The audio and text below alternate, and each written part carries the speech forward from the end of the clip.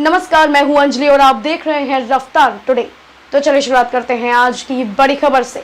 रूस से भारत के हथियार खरीदने पर बेबस क्यों दिख रहा है जर्मनी? रक्षा मंत्री बोरिस क्यों कह रहे हैं ये बात? जर्मनी के रक्षा मंत्री बोरिस पिस्टोरियस ने सोमवार को कहा कि भारत का रूसी हथियारों पर निर्भर रहना जर्मनी के हित में नहीं है। 4 दिवसीय दौरे पर भारत आ रहे पिस्टोरियस मंगलवार को रक्षा मंत्री राजनाथ सिंह के साथ व्यापक वार्ता करने वाले हैं। चर्चा का फोकस द्विपक्षीय रक्षा औद्योगिक सहयोग के विस्तार पर होने की संभावना है कि लगभग 43,000 करोड़ रुपए की लागत से 6 विध्वंसक पारंपरिक पनडुब्बियों की खरीद की भारत की योजना वार्ता में शामिल होगी।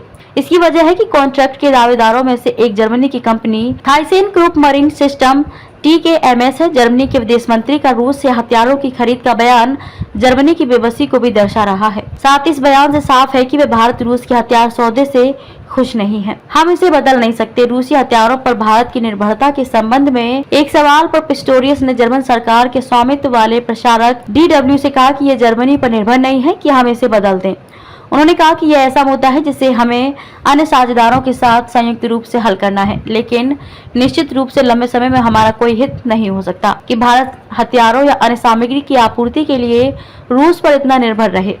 पिस्टोरियस सिंगापुर और इंडोनेशिया का दौरा करने के बाद भारत आ रहे हैं। उन्होंने कहा कि मैं एक संकेत देना चाहता हूं कि हम अपने भागीदारों इंडोनेशिया, भारत जैसे विश्वसनीय भागीदारों का सहयोग करने को तैयार हैं। भारत के पनडुब्बी प्रोजेक्ट पर चर्चा। पिस्टोरियस ने कहा कि उदाहरण के लिए इसमें पनडुब्बियों की आपूर्ति की संभावना भी शामिल है। सिंह पिस्टोरियस बैठक के एजेंडे से अवगत सूत्रों ने कहा कि चर्चा में पनडुब्बी से संबंधित परियोजना पर चर्चा होना तय है। जून 2021 में रक्षा मंत्रालय ने लगभग 43,000 करोड़ रुपए की लागत से भारतीय नौसेना के लिए 6 पारंपरिक पनडुब्बियों को घरेलू स्तर पर बनाने की मेगा परियोजना को मंजूरी दी थी। जर्मनी के रक्षा मंत्री 5 जून से 4 दिवसीय भारत यात्रा पर है। खबरों में अब तक के लिए बस इतना ही। मिलते हैं फिर ऐसी ही बड़ी खबर के साथ। तब तक के लिए नमस्कार और देखते रहिए रफ्तार टुडे।